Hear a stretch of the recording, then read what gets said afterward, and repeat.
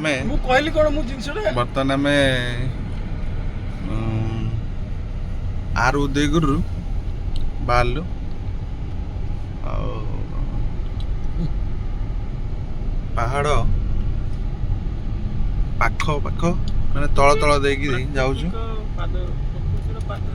ଆଉ ଭଲ ଲାଗୁଛି ଯାଉଛୁ ଆରାମସେ ଯାଉଛୁ ଗାଡ଼ିରେ ଏଇଆ ଖାଲି ଏଫଏମ୍ଟା ପାଉନି ନହେଲେ ଗୀତଟା ବାଜିଥାନ୍ତା ଯାଉଛୁ ଏମିତି 19 କିଲୋମିଟର ଗଲା ପରେ ମୁଖ୍ୟ ରାସ୍ତାକୁ ଆମେ ଯିବୁ ତାପରେ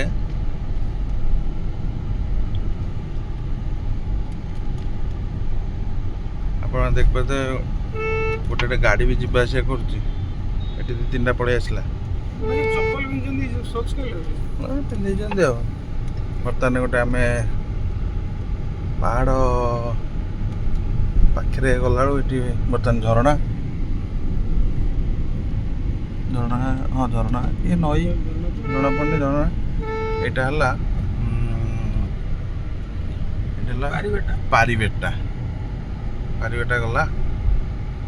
ବର୍ତ୍ତମାନ ପାଣି କଖାରୁ ଗଛ ପଛ ଦେଖିଲୁ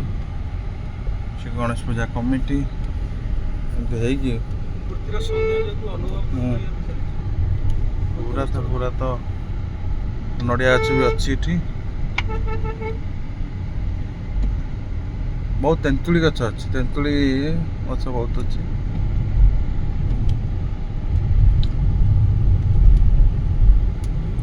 ଧାନ ଚାଷ ଆରମ୍ଭ ହେଇଗଲାଣି ବର୍ତ୍ତମାନ ରୁଆ ରୁଇ ଚାଲିଛି ଆମର ଚାଷୀ ଭାଇମାନେ ଜୋରସୋର ପ୍ରୟାସ ଚଲେଇଛନ୍ତି ଧାନ ବର୍ଷ କିନ୍ତୁ ଭଲ ପଡ଼ୁ ପ୍ରଭୁ ବଳଦେବଙ୍କର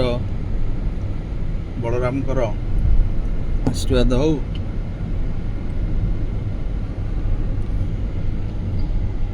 ଯୁଆଡ଼େ ଦେଖିବ ସୋଲାରେ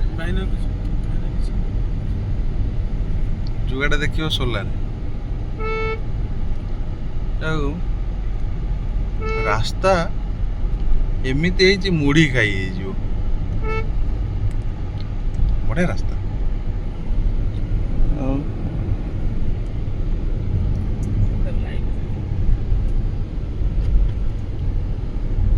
ଧନ୍ୟବାଦ।